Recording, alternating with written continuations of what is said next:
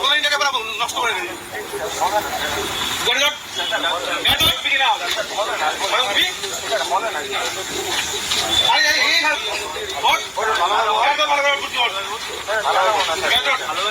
উঠতে হচ্ছে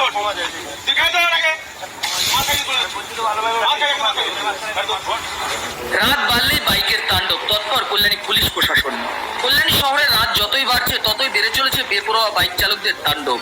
বিকট শব্দ করে বাইক চালানো, হেলমেট না পরা ও রাশ ড্রাইভিং এখন যেন কল্যাণী শহরের এক নিত্যদিনের সমস্যা হয়ে দাঁড়িয়েছে। স্থানীয়দের অভিযোগ, বেশিরভাগ ক্ষেত্রেই বাইরের এলাকা থেকে আগত কিছু যুবক এই ধরনের তাণ্ডবের জন্য দায়ী। মূলত কল্যাণী শহরে সাইলেন্সার পরিবর্তন করা বাইকগুলি বিকট শব্দে বাইক চালিয়ে কল্যাণীর জনজীবন অতিষ্ঠ করে তোলে। কল্যাণীর শান্ত শহর রাত নামলেই যেন এক আতঙ্কের নাম হয়ে উঠেছে বাইকের দাপটে।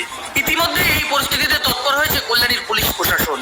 বৃহস্পতিবার রাত 10টা নাগাদ কল্যাণী পৌরসভার সামনে থেকে একটি বাইক উচ্চস্বরে আওয়াজ করতে করতে বেপরোয়া গতিতে আইটিআই মোড়ের দিকে যাচ্ছিল। কল্যাণী থানার এসআই রাজকুমার বিশ্বাস সঙ্গে সঙ্গে তৎপর হয়ে বাইকটিকে ধাওয়া করেন এবং কল্যাণী আইটিআই মোড়ের কাছে একটি ক্যাফে থেকে বাইকটিকে আটক করেন।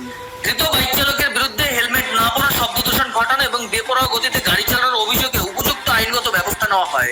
কল্যাণী থানার পক্ষ থেকে জানানো হয়েছে, শহরের নিরাপত্তা ও শান্তি বজায় রাখতে এমন অভিযান প্রতিদিনই চলবে। প্রশাসনের এই পদক্ষেপে স্বস্তি